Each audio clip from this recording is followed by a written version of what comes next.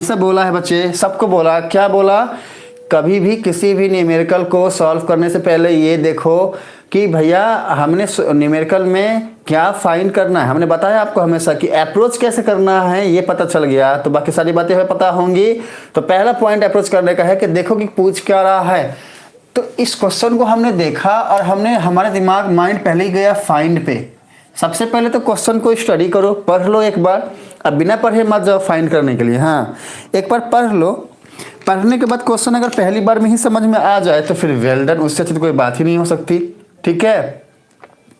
और अगर मान लो कि समझ में ना आया तो सिर्फ ये देखो कि हमसे पूछ क्या रहा है, ठीक है। तो हमने मान लो क्वेश्चन पढ़ा और हमारी नजर गई फाइंड पे। हमें देखा बोल रहा है कि हमें बोल रहा है फाइंड करने के लिए क्या, ratios of the areas of the areas, ठीक है ना। तो जा रहे हैं यहाँ से, हाँ हटा दिए। देखो बच्चा, वो जो शस्त्र था वो काम नहीं कर रहा था, हम बोले तुम हट यहाँ से, हम उसको हटा दिए। हाँ तुम पढ़ाने नहीं देगा, हमको पढ़ाने नहीं देगा, हम उसको हटा दिया। चलो तो क्या बोला, ratios of the areas of triangle AOB. देखो सुनो बच्चे, ट्रायंगल की बात की गई है। हाँ एक ट्रायंगल है एओबी और एक ट्रायंगल है सीओडी, मतलब कि दो ट्रायंगल है कोई। मान लो एक ट्रायंगल है एओबी, मान लिया एओबी। अगर हम सिर्फ इतने को देखें तो ऑब्जर्वेशन ये बनती है कि भैया एक ट्रायंगल है एओबी, एक ट्रायंगल है सीओडी।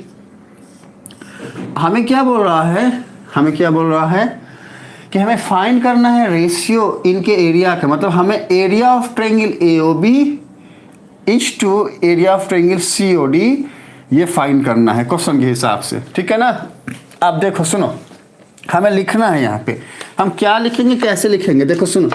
हमने क्वेश्चन पूरा पढ़ा भी नहीं है, हमने जस्ट ये ऑब्जर्वेशन लिया है। हाँ अब इसको आपको नहीं लिखना है सीट में, ऑब्जर्वेशन दिमाग में लेना है, यहाँ सोचना है, ठीक है।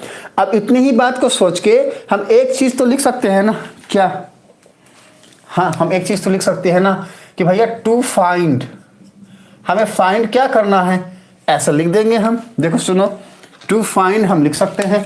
देखो हम आज एक एक स्टेप लिखने की कोशिश करते हैं बच्चा, ताकि किसी को कोई दिक्कत ना हो। देखो सुनो, हम लिख सकते हैं ना टू फाइंड, क्या फाइंड करना है। अब कुछ नहीं, देखो सुनो, जो लाइन है जैसा है सीधा लिख दो, ज्यादा दिमाग लगाने की जरूरत ही नहीं है।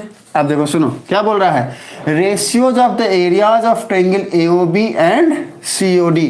तो इसका मीनिंग ये हुआ कि एरिया ऑफ ट्रायंगल एओबी, ठीक है ना। रेशियो बोला है ना तो फिर ले लो H2 ले लो, H2 ले लो, H2 क्या, area of triangle COD। Meaning ये हुई कि इन दोनों का रेशियो क्या होगा।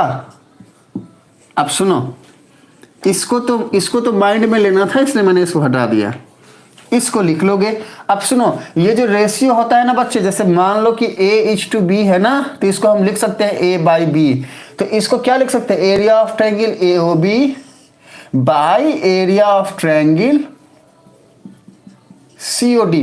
ऐसे लिखोगे ज्यादा बेहतर रहेगा, ऐसे लिखा करना, इसको मत लिखो। हालांकि ये यही सही है, रेशियो की बात होगी तो ऐसे लिखो, लेकिन इस रेशियो को बटे में भी लिख सकते हो। जैसे देखो A:B को A/B लिख सकते हैं, ठीक उसी तरीके से this one is to this one को हम this one by this one लिख सकते हैं। तो हमने इसको हटा दिया।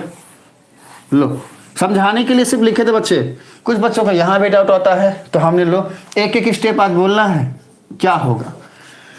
तो क्वेश्चन के हिसाब से हमें फाइंड क्या करना है कि area of triangle AOB by area of triangle COD, ये क्या होगा। देखो सुनो बच्चे, जैसे ही एरिया की बात आई और दो ट्रायंगल की बात आई और ट्रायंगल के एरिया की रेशियो की बात आई, तो दिमाग में एक ऑब्जर्वेशन आया, अच्छा अगर दो ट्रायंगल सिमिलर हो, दो ट्रायंगल हमने पढ़ाया है ना कि दो ट्रायंगल अगर सिमिलर होगा तो दोनों ट्रायंगल के एरिया का जो रेशियो होगा वो दोनों ट्रायंगल के कॉरस्पॉन्डिंग साइड के स्क्वायर के इक्वल होगा। ये हमने आप सबको पढ़ाया हुआ है, याद करो वो दिन जब हमने पढ़ाया था तो हमने बोला था कि area of triangle AOB by area of triangle COD, अगर ट्रायंगल AOB और COD आपस में सिमिलर हों हमारा अभिनव आ गया, हमको प्रणाम बोल रहे हैं। प्रणाम बच्चे अभिनव, हम आपका स्वागत करते हैं बच्चे। आप क्लास में आए, हमें बहुत अच्छा लगा। हाँ, क्लास में आए, हमें बहुत अच्छा लगा। ठीक है, हम आपका वेलकम करते हैं बच्चा। क्लास में जो है ना, आइए।